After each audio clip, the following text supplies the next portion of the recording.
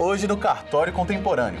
Veja a palestra na 7ª Concarte e 24º Congresso da Noreg BR. Tudo isso e muito mais no Cartório Contemporâneo.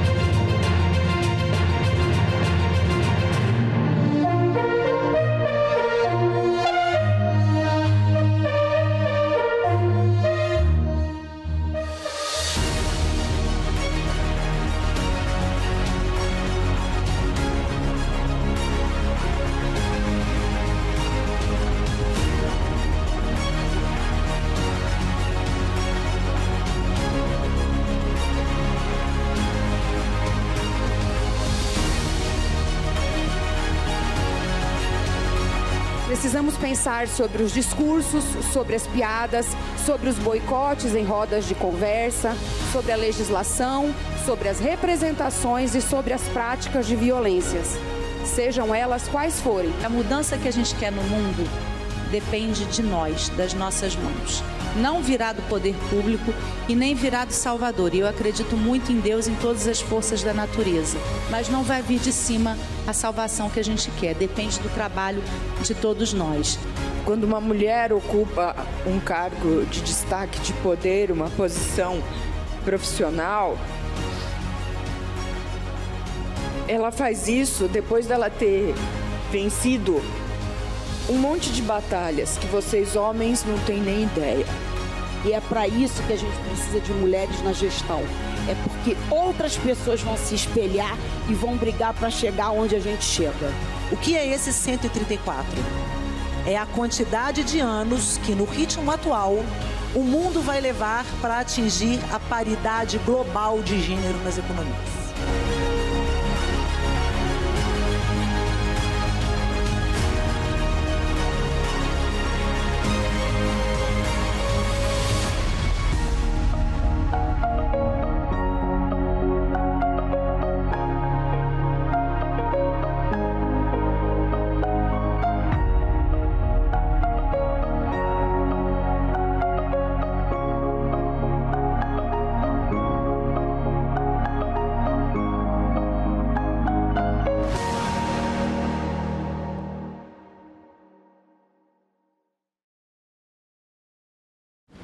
A 7ª palestra discute sobre a participação das mulheres nos serviços extrajudiciais.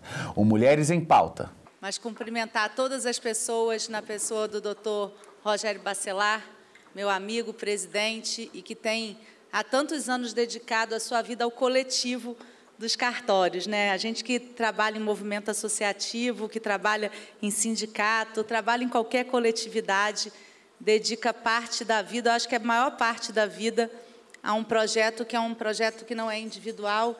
E eu falava isso para a Sônia ainda agora, que eu acho que o Brasil precisa de pessoas mais altruístas, que pensem menos nelas próprias, porque a nossa história, quem estudou, quem está ocupando esses cargos que nós ocupamos, e aqui todos ocupam cargos importantes, já chegou onde queria chegar. Mas o Brasil precisa de pessoas que pensem no nosso país, até porque a gente tem filhos, a gente tem netos, né? E a gente gostaria de um país, de um mundo melhor para eles. Eu quero agradecer à Noreg, agradecer à Moema essa oportunidade.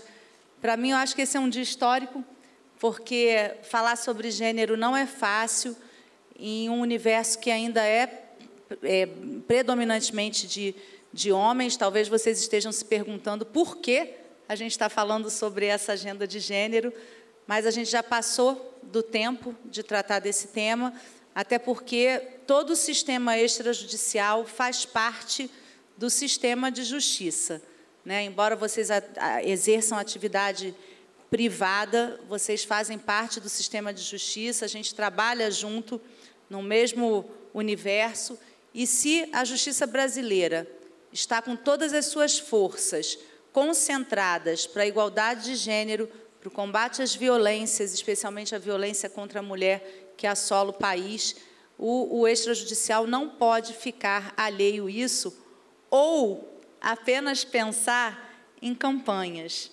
né? Porque as campanhas, elas acontecem, elas são instantâneas, depois a gente esquece porque já tem outra. E a gente acabou de ouvir aqui sobre inteligência artificial, sobre o mundo digital. O mundo digital tem cada vez mais nos afastado dos conceitos que devem reger a vida do ser humano, porque é muita informação, então as coisas aparecem instantaneamente na nossa mente e depois desaparecem. Mas quando existe uma ação, quando existe um projeto, quando existe um movimento, né, o que quer que vocês chamem, isso é permanente, isso é perene, isso muda a realidade das instituições. Então, se os cartórios no Brasil querem trabalhar de verdade com a ponta, com a sociedade, eles precisam estar conectados com o que o mundo espera de nós. E um dado que eu quero trazer para vocês, porque que é muito relevante trabalhar gênero. Primeiro, não existe nenhuma possibilidade da gente pensar, eu vou ficar em pé porque eu fico nervosa sentada, da gente pensar em igualdade de gênero se a gente não tratar da doença antes que é a violência contra a mulher, né? E os índices no Brasil são assustadores, né? A cada 6 minutos, uma mulher é violentada. Violência sexual é um crime que ainda está debaixo do tapete, mas que acontece todos os dias. A gente vai falar um pouquinho sobre isso aqui. Então, a gente só trabalha igualdade quando a gente trabalha o combate à violência. E o que o Conselho Nacional de Justiça tem feito com relação a essa agenda, que eu acho que precisa ser parametrizado com o mundo dos cartórios? A gente tem inúmeras resoluções, né? A mais importante, a ministra Carmen Lúcia nos deixou um legado, a 254 e a 255, uma trata do combate à violência e outra trata da igualdade de gênero. O ministro Barroso, quando me convidou para ser conselheira, e isso não foi um convite de eu aceitar e virar, né, eu tive que me submeter ao crivo do STF, porque a minha vaga é a vaga do STF, eu tive que ser votada lá pelos 11 ministros e tive que ser sabatinada no Senado Federal. Mas ele, quando começou essa história de eu participar do Conselho, ele disse assim para mim: Renata, eu queria que você pensasse no Conselho Nacional de Justiça. Não é um convite, é só uma possibilidade. E eu disse a ele: ministro, eu não penso nisso porque eu sou uma ativista do outro lado, eu sou defensora da corporação, fui presidente da Associação dos Juízes do Brasil, então eu trabalho uma pauta corporativa. Ele disse: não, você trabalha uma pauta social, você é uma mulher que vocaliza o que outras mulheres precisam que seja vocalizado, e eu queria que uma mulher com potência ocupasse essa cadeira. E aí eu aceitei, me submeti e entrei. Quando eu cheguei, ele disse: olha, eu vou juntar as duas cadeiras, porque antes um conselheiro ficava com a agenda de igualdade e outro conselheiro ficava com a agenda de combate à violência. E, de quebra, ele ainda me deu toda a agenda da infância e juventude, que é minha, né, os fóruns todos de infância e juventude, LGBTQIA+, e grupos vulneráveis, né, quilombolas, indígenas, negros, todas essas violências estão debaixo do meu guarda-chuva. E eu pensei, o que eu posso fazer para fazer a diferença com as duas resoluções que já existiam, a 254 e a 255? Primeiramente, houve uma edição de uma resolução que foi complementada pelo ministro Barroso, que é a 525, que trata da igualdade de gênero nos tribunais. Por essa resolução, nós temos que ter listas tríplices alternadas, uma mista e uma só de mulheres, para que ascendam aos tribunais. Então, no 2º grau de jurisdição, hoje, obrigatoriamente, todos os tribunais do Brasil, de todas as competências, precisam alternar listas mistas, e nessas listas mistas tem que ter homens e mulheres com a mesma capacidade de competição, não é lista só para colocar a mulher lá e só mandar o homem, porque já tem a lista de mulheres, quem faz a fiscalização disso sou eu, nos tribunais, e uma lista só de mulheres, porque isso vai fazer com que as mulheres cheguem ao 2º grau mais rápido. E aí vocês podem me perguntar, mas por que isso, Renata? Isso é necessário? E aí vocês vão avaliar. O Tribunal de Justiça de São Paulo tem, no 2º grau, mais pessoas de nome Luiz do que mulheres. Como a gente vai trabalhar qualquer agenda de perspectiva de gênero se eu só tenho homens entendendo aquilo? Eu fiz um TED, né, aquele TED Talks, tem mais ou menos um mês atrás, e nesse TED me pediram para eu contar 2 coisas que aconteceram comigo o TED era para falar a importância das mulheres na política, né? Eu falei, mas não é no judiciário? Não, na política. A gente acha que você tem força para falar sobre a presença feminina na política. Eu dei 2 exemplos, que eu nem nunca contei isso para você. O primeiro diz respeito à pobreza menstrual. Essa expressão foi uma expressão que foi politizada no Brasil, né? A esquerda e a direita brigavam e o tema não avançou. O único projeto de lei que a gente tem tratando sobre esse tema é da deputada Tabata Amaral, com quem eu até fiz uma palestra hoje de manhã no Ministério do Planejamento, e o projeto dela diz respeito só a um dia pela dignidade menstrual. Vocês, homens e mulheres, sabem que todas as mulheres menstruam, né? Nascemos mulheres, menstruamos. Só não menstruamos se a gente tiver uma disfunção hormonal. Para as mulheres é muito difícil lidar com isso. Tem mulheres que não sentem muito a menstruação, não sentem dor, não menstruam muito, mas tem outras que sim. E é uma das grandes causas de evasão escolar. As meninas pobres não têm dinheiro para comprar absorvente, elas usam um pano ou usam jornal. E se o fluxo menstrual é muito grande, elas não vão à escola. Isso é impeditivo delas estudarem. Por que a gente não pode discutir isso? Porque no Parlamento brasileiro a gente só tem 18% de mulheres. Todo o resto é de homens, esse tema não consegue avançar.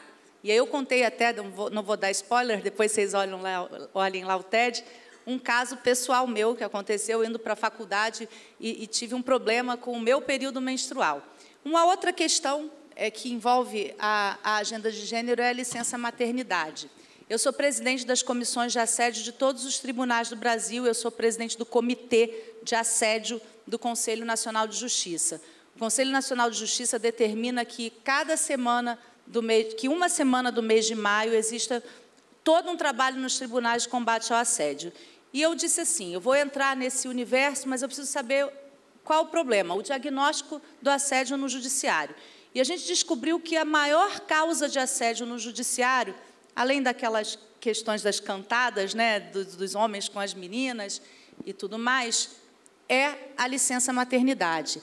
São as piadinhas, são os preconceitos que as mulheres sofrem quando saem de licença maternidade, durante o período gestacional, se elas têm algum problema durante a gestação, e quando elas chegam grávidas no ambiente de trabalho, elas já são logo indagadas. Ué, mas já vai ter outro filho? Vai sair de novo de licença? Ué, vai amamentar? E quanto tempo você volta? É do mesmo pai? Como é que é isso? Então, isso é um problema de assédio nos tribunais. E eu contei um caso pessoal meu, eu era juiz eleitoral, no Rio de Janeiro, eu já tinha tido o meu primeiro filho, que tem 20 anos, eu tenho uma menina de 19 anos, eu tinha acabado de ter o meu primeiro filho e a bebê tinha 5 meses. Eu fui chamada pelo presidente do meu tribunal, Tribunal Regional Eleitoral. Renata, você tem muita experiência no interior, eu quero que você coordene todos os polos eleitorais nas eleições de 2006. A bebê nasceu em 2005, em outubro de 2005. E aí eu pensei, meu Deus, e agora? O que eu faço? Isso é muito importante para a minha vida profissional, para o meu trabalho. Eu amo eleitoral, fui chamada pela minha capacidade. E o que eu faço com a bebê? Eu estou amamentando a bebê. Eu vou deixar a bebê? Com quem eu vou deixar a bebê? Né? E aí eu pedi para o meu marido, para ele tirar uma licença, ficar com a bebê, e fui eu para trabalhar nas eleições e me preparar. Fosse hoje, ou eu...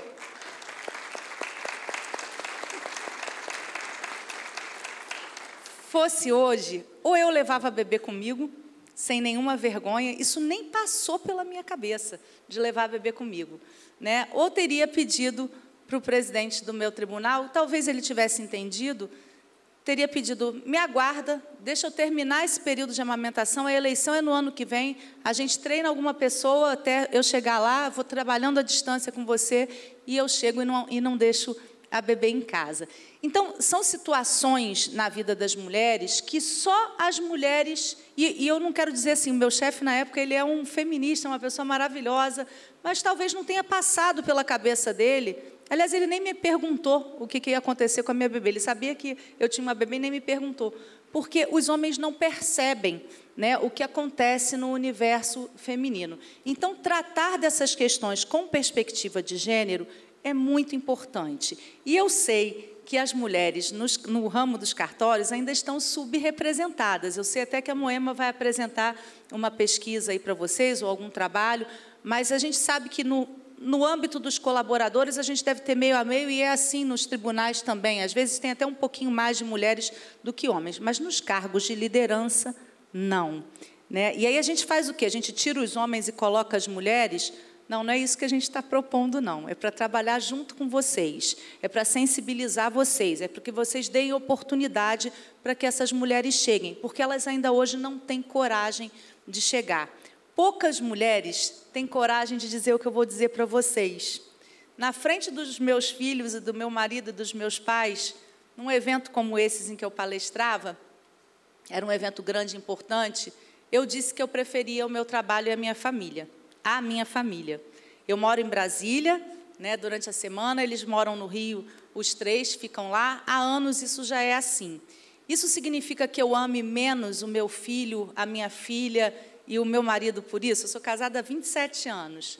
Não, eu tenho a mesma intensidade de amor, mas o tempo que eu dedico à minha vida, o que me faz feliz, o que me faz realizada, é fazer o que eu estou fazendo. E eu não vou abrir mão disso por nenhum padrão social. Mas quantas mulheres têm? Obrigada. Quantas mulheres têm igual a Renata? Ainda poucas, porque a gente ainda tem muitos entraves de preconceito, a gente tem muitos problemas de possibilidade de compartilhamento da dedicação. Eu acabei de sair daqui, antes de chegar aqui, eu fui visitar um projeto social chamado Casa do Candango. É um lugar que é uma escola para 350 crianças pobres, que tem convênio com o Distrito Federal, com a Secretaria de Educação, e eu perguntei à gestora, qual o seu maior problema aqui? Ela me disse, são as mães que não conseguem trabalhar no período que as crianças ficam na escola. Eu falei, mas o período é grande, mas mesmo assim é difícil. E a minha maior solicitação aqui hoje, doutora Renata, é ter uma creche noturna, porque as mães que trabalham, aí a gente nem imagina, né? Que mães são essas que trabalham à noite? São as mães que trabalham nos hospitais, mães que trabalham em regime... Tem um monte de mulheres que trabalham em regime de plantão noturno. E com quem ficam essas crianças? Eu perguntei. Ela disse, aqui a maior parte ficam com os vizinhos, porque os pais não são capazes de cuidar durante a noite e elas têm esse problema. Então, isso tudo eu estou dizendo para vocês, e já vou encerrar, porque eu não posso falar muito, que a perspectiva de gênero ela é muito importante para que a gente tenha, de verdade, um paradigma de igualdade, que não fui eu que inventei, não, está lá na Constituição, né? Todos são iguais perante a lei e a gente tem que viver numa sociedade justa e igualitária. Não é igual para as mulheres. É diferente para a gente.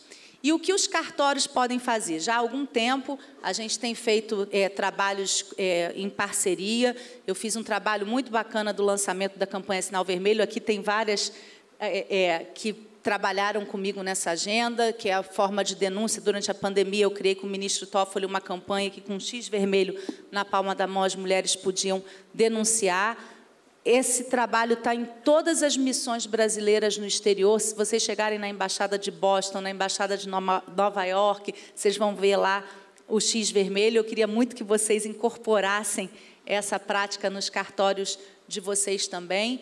Mas a gente está num momento tão paradigmático, tão diferente no mundo, e eu acredito muito no futuro, no daqui para frente, o que passou, passou, que eu sei que essas moças maravilhosas estão pensando num projeto que elas vão falar aí para vocês. Elas só comentaram en passant comigo, disseram que não podem me dar spoiler, depois eu vou querer saber exatamente como o projeto vai acontecer. Um projeto que vai trabalhar essa agenda de gênero dentro dos cartórios. O meu pedido aqui é que vocês apoiem, seja por empatia, que eu sei que a gente tem, seja porque o momento exige isso, porque a nossa Constituição já determina, seja porque nós somos sistema de justiça e o Conselho Nacional já está trabalhando. Mais cedo ou mais tarde, vocês serão instados também a apresentar algum trabalho e algum documento sobre isso. Que tal, se isso for voluntário, vocês começarem antes, que isso seja um chamamento oficial. E o que a gente imagina, né, nesse universo?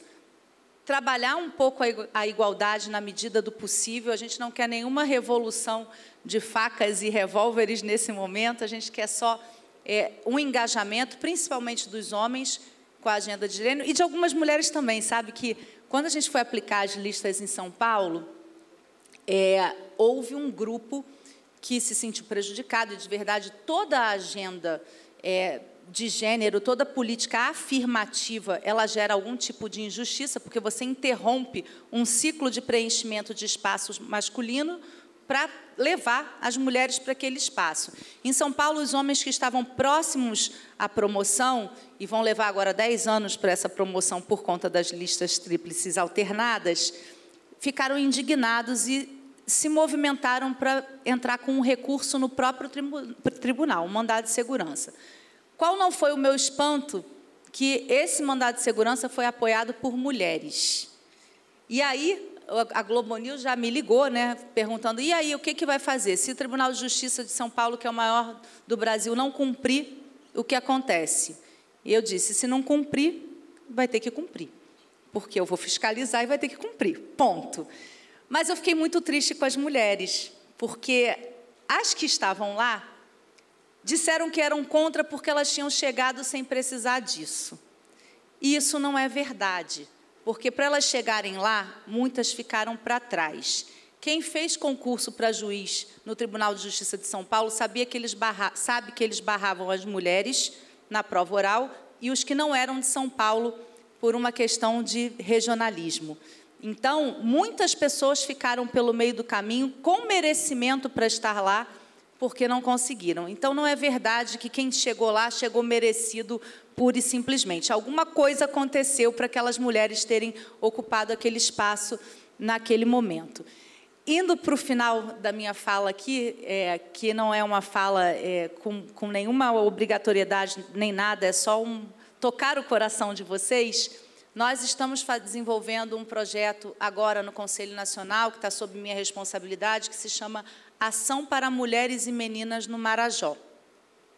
Eu entrei no Marajó com muita coragem, sem conhecer a região que é da Moema lá, e ela hoje me apresenta tantas coisas, porque eu via na televisão o que estava acontecendo com as meninas e pensei, como eu, com a agenda de gênero no Brasil, já tendo visitado várias aldeias indígenas, vários lugares em que a violência acontece, eu vou fingir que não está acontecendo nada no Marajó.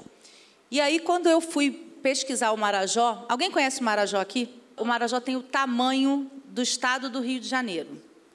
A comarca de Portel, que é a comarca que eu vou chegar agora no dia 11, com toda a minha equipe, com a Moema também, ela tem o tamanho, ela é maior do que o estado de Sergipe. O Marajó tem só 600 mil pessoas, numa pobreza extrema, e para você chegar de um lugar a outro, às vezes a gente leva 30 horas, 32 horas de barco.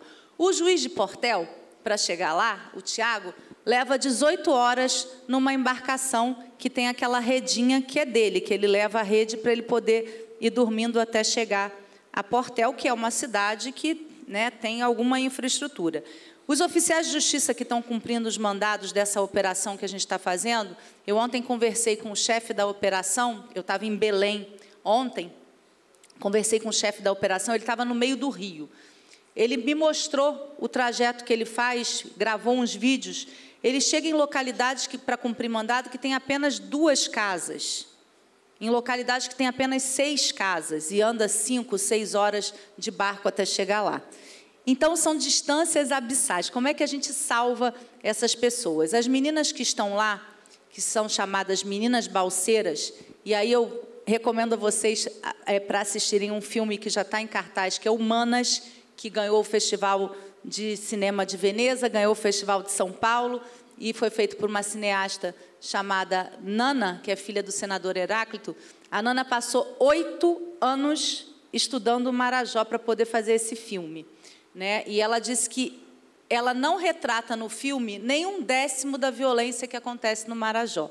As meninas sobem na balsa em troca de um prato de comida, não é de dinheiro, ou de combustível, que é o combustível que leva a rabeta até a balsa, e volto até a balsa. O sonho delas é casar com algum caminhoneiro do sul, porque são os caminhoneiros que passam lá, que são bonitos, claros, de olhos azuis, e elas acham que são as pessoas que vão salvá-las e que vão tornar a vida delas vida de princesa, né? E, na verdade, são todos exploradores sexuais dessas meninas, de 5 anos para cima, 5 anos de idade.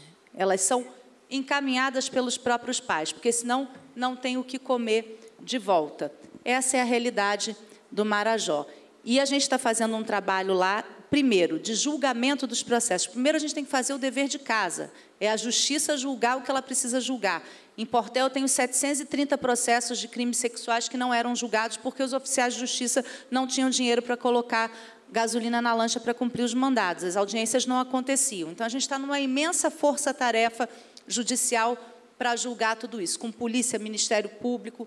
E depois, o que a gente imagina? Que os cartórios possam contribuir, e esse é o primeiro projeto que a gente vai fazer, com algum projeto de empreendedorismo para as mulheres, que elas tenham condição de, depois dessa ação de punição dos agressores, sobreviver de uma outra forma que não seja a atividade sexual desde a primeira infância. E, para isso, a gente está trabalhando, a Moema vai lá, ela já contratou um sociólogo que vai fazer um levantamento dos projetos que tem lá, ou para a gente fortalecer esses projetos, ou para a gente criar um novo projeto.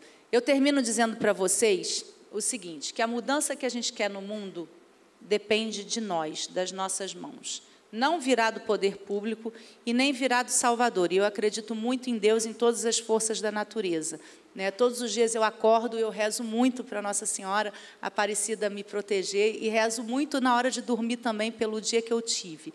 Mas não vai vir de cima a salvação que a gente quer, depende do trabalho de todos nós. Guimarães Rosa tem uma frase que eu adoro, do livro Grande Sertão Veredas, que diz assim: o correr da vida embrulha tudo. A vida é assim, esquenta, esfria, aperta, afrouxa, desinquieta, sossega. O que a vida quer de nós? Coragem. Obrigada.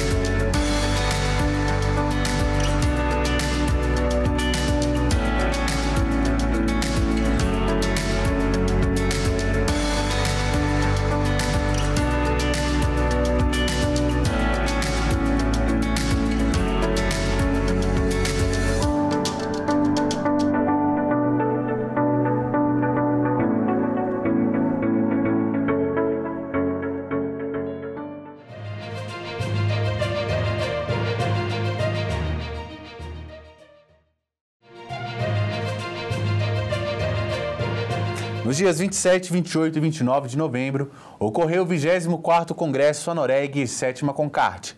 A 7ª palestra discute sobre a participação das mulheres nos serviços extrajudiciais. O Mulheres em Pauta. Essa força que eu estou pedindo à plateia é a força que eu quero que cada um de nós trabalhe a questão da violência contra a mulher. Porque nós temos um dado triste do CNJ, 394 mil processos só em 2024. É muito triste. E hoje eu vim aqui para contar uma experiência, porque eu saí um pouco do registro público. Um belo dia, eu na porta do clube que eu torço, no Rio de Janeiro, da minha conterrânea, que acabou de sair, Vasco da Gama, me convidaram para fazer uma ação global. E lá foi eu falar de moradia digna. Quando eu terminei, quer dizer, terminei não, porque a fila não acabava. E eu tive que dar senha, porque quem conhece São Januário, o entorno é todo de comunidades carentes. E aí eu disse, gente, eu tenho que ir embora, então eu vou dar senha e vocês vão no cartório que eu vou atender vocês. 2 anos depois eu estava sendo convidada para ser a primeira mulher a exercer a função de gestora do Clube de Regatas Vasco da Gama. E eu disse, bom, como a minha chapa não vai ganhar, eu vou me enfiar nessa eleição. E, para minha surpresa, o grande, aquela pessoa que todo mundo conhece, mesmo torcendo para outro clube de futebol, que era o Eurico Miranda, disse para mim, eu vou apoiar a sua candidatura. E eu, juntamente com o presidente Campelo, ganhamos a eleição do Vasco. Primeira reunião. Sônia, vamos fazer uma reunião, vamos dividir todo o clube, incluindo funcionários, em grupos. 1, 2, 3, 4, grupo 1 aqui, 2 aqui, 3 aqui, 4. E eu caí no grupo das assistentes sociais e psicólogas do clube. Primeira pergunta. Gente, aí, como é que é o trabalho da assistente social e da psicóloga do clube? Não, Sônia, só para aquelas pessoas que estão vinculados ao time profissional. Eu falei só e comecei a entrar em todos os departamentos. Eu só escutava assim, graças a Deus agora tem uma mulher no clube. Graças a Deus... Pede para passar o vídeo. Graças a Deus, agora a gente tem voz. E eu, particularmente, vou dizer para vocês que eu sempre fui contra a coisa de cota. Cota. Tudo é cota. Eu falei, para que cota para mulher? E eu, dentro do clube de futebol, eu vi a importância da cota para mulher. E aí, gente... eu me deparei com realidades tipo, as meninas que pegavam a bola no dia de jogo, trabalhavam para uma empresa e o dono da empresa fazia assédio sexual e moral com elas. E ninguém sabia. Eu tirei a empresa. Eu disse, ou a empresa sai ou eu denuncio todo mundo. Agora, para fazer isso, tem que ter coragem. Não é fácil, principalmente no futebol. E comecei a trabalhar a base. Um belo dia, a assistente social liga para mim, 1h da manhã, diz, Sônia, estamos com um problema. A nossa goleira chegou em casa, viu a mãe apanhando, e ela pegou uma faca para matar o pai. E ela disse, quando chegou para matar o pai, nessa época a gente já tinha fundado o departamento psicossocial, ela disse, não posso fazer isso, ele é meu pai. e ligou para assistente social e para psicóloga. Pasmem vocês, nós tratamos a goleira, o pai e a mãe, e eles se tornaram os maiores divulgadores de combate à violência contra a mulher. Pode passar, gente, vai passando. Quem é que está com... Só para eu chegar onde eu quero. Esse foi um dos casos. Ah lá, 381 mil casos. Isso é dado do CNJ, tá? Esse foi o trabalho. Um belo dia eu chego em São Januário, vou até o CT, chamo os jogadores profissionais e disse para eles, o negócio é o seguinte, gente, o índice de violência contra a mulher é altíssimo. Eu preciso de vocês para movimentar a massa. Vocês vão me ajudar a fazer a campanha do Sinal Vermelho em São Januário. Mas aí o que eu fiz? Eu chamei todas as torcidas organizadas, pedi que em cada bandeira de cada torcida fizessem um X, chamei as torcedoras, pedi que elas entrassem nas redes sociais e fizessem uma campanha mostrando o X, e no dia do jogo, ah lá, os jogadores fizeram o movimento do X. No dia seguinte, chego em São Januário, assessoria de comunicação do Vasco me chama. Sônia, tem uma jornalista da Arábia Saudita. Eu falei, da onde? Da Arábia Saudita. Eu falei, mas Arábia Saudita? Que ela quer fazer uma entrevista com você. Eu falei, gente, tem alguma coisa de errado na Arábia Saudita, com sinal vermelho. E aí a jornalista me falou o seguinte, o futebol, Sônia, tem força. E é esses exemplos que a gente precisa levar para o mundo. E essa matéria foi parar na Arábia Saudita, gente.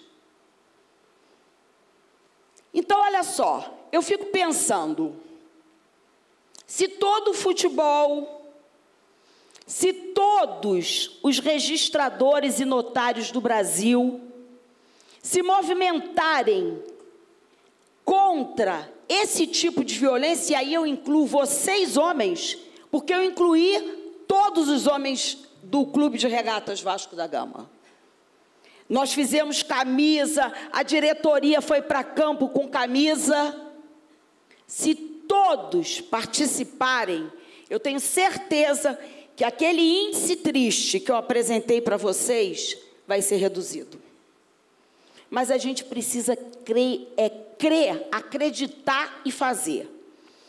Eu assisti todas as palestras, eu escutei todas as argumentações e eu sou uma estudiosa da área social. Eu digo para vocês que o final da minha vida provavelmente vai ser 30% dentro do registro público e 70% na área social. Porque eu gosto da área social. Eu vou para dentro das comunidades do Rio de Janeiro, como o Rogério falou. Eu já trabalhei com a Polícia Federal no combate à pedofilia dentro das comunidades do Rio de Janeiro. Então, eu gosto. É uma coisa que eu vou fazer gratuitamente. É a minha doação para o mundo. E eu digo que a gente vive no mundo hoje digital. Ele é físico, ele é digital e ele é social. A gente pode ter uma inteligência artificial maravilhosa, a gente pode ter um sistema maravilhoso, mas se a gente não incluir pessoas na nossa pauta do dia a dia, nós estamos fadados a um insucesso. O registro público desaparece. Então, eu peço a vocês que vocês incluam na pauta do dia de vocês, isso aí são todos os movimentos, que vocês gravem isso. Qual o projeto que o registro público pode implementar com o objetivo de diminuir o índice que nesse país vem crescendo a cada dia? Eu sugiro Juntas contra a Violência Doméstica. registre essa ideia. E eu quero dizer para vocês o seguinte: eu vou continuar dentro da área social, vou incluir na pauta do cartório a questão social, mas uma andorinha, com certeza, não vai fazer verão. E eu digo para vocês uma coisa. Para terminar, eu ficava pensando, será que eu estou no caminho certo dentro do clube? Um dia, uma jogadora de futebol, uma jogadora a nível de seleção do Vasco, foi entrevistada por uma jornalista. Qual a importância de você ver uma mulher na gestão do Clube de Regatas Vasco da Gama? A resposta é porque o dia que eu deixar de jogar futebol, eu acho que eu vou poder estar no lugar dela. E é para isso que a gente precisa de mulheres na gestão. É porque outras pessoas vão se espelhar e vão brigar para chegar onde a gente chega. Muito obrigada.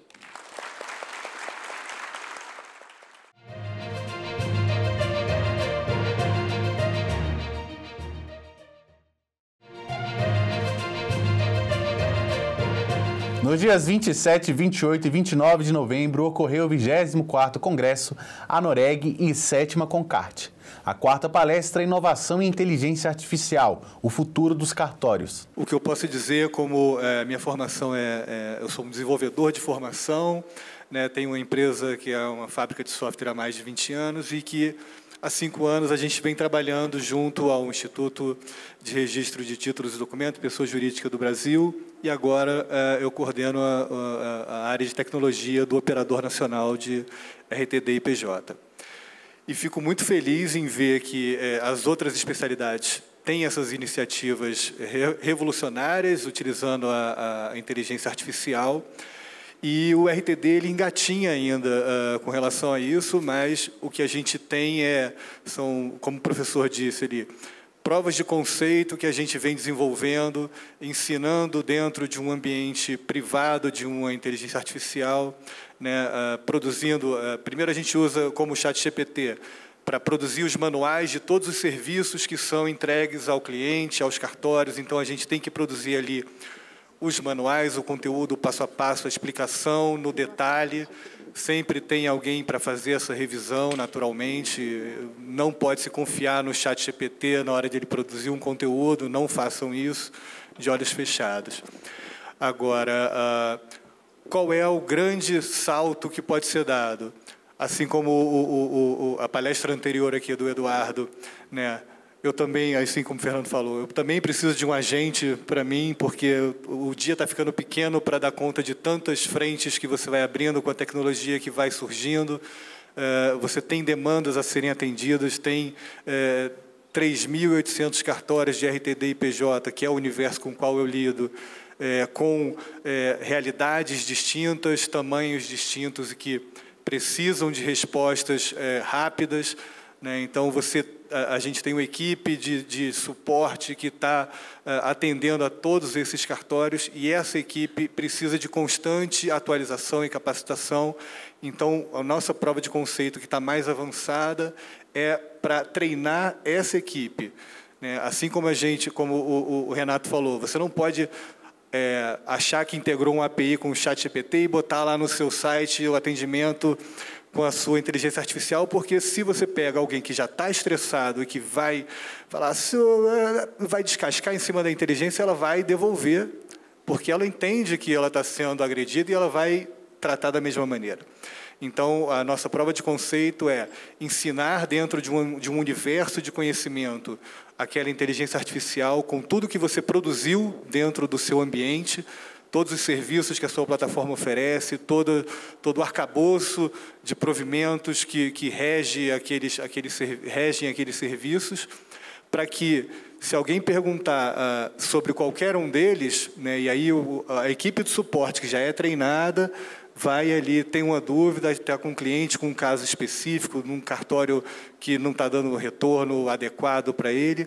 Então, essa equipe pode usar a inteligência para dar uma resposta satisfatória dentro de 4 ou 5 anos de histórico de conhecimento que você botou ali dentro, porque certamente nesse período o pessoal que está à frente do atendimento eventualmente mudou, não é a mesma pessoa que pegou o mesmo caso 6 meses atrás, mas o conhecimento estando nesse ambiente, nesse universo controlado de informações que a sua inteligência artificial vai ter acesso, ele vai buscar aquele caso, como foi resolvido, e trazer uma resposta ou um direcionamento para que aquela situação seja resolvida. Então, a prova de conceito que o RTD-PJ tem hoje em dia, mais avançada, que para 2025 a gente possivelmente disponibilize para os cartórios e para a equipe de suporte que administra esse ambiente, é nesse sentido de prover uma base de conhecimento de situações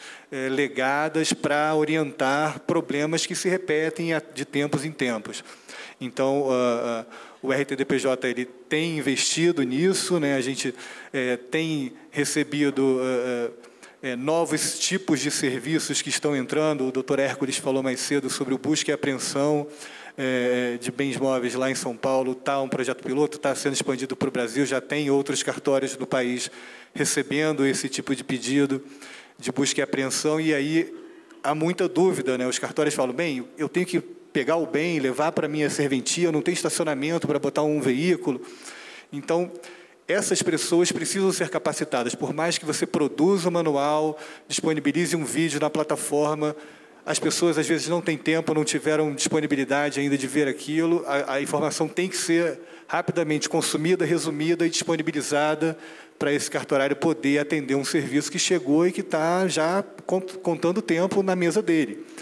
Então, a inteligência artificial é uma realidade, como todos aqui disseram, né? As iniciativas do RI, do Protesto, que eu venho acompanhando por estar participando de eventos em que a gente encontra as outras especialidades, são iniciativas incríveis, estão de parabéns todos. Eu espero que o RTD tenha fôlego para investir também nessas frentes, né? Uma muito clássica, que a gente também tem uma prova de conceito um pouco mais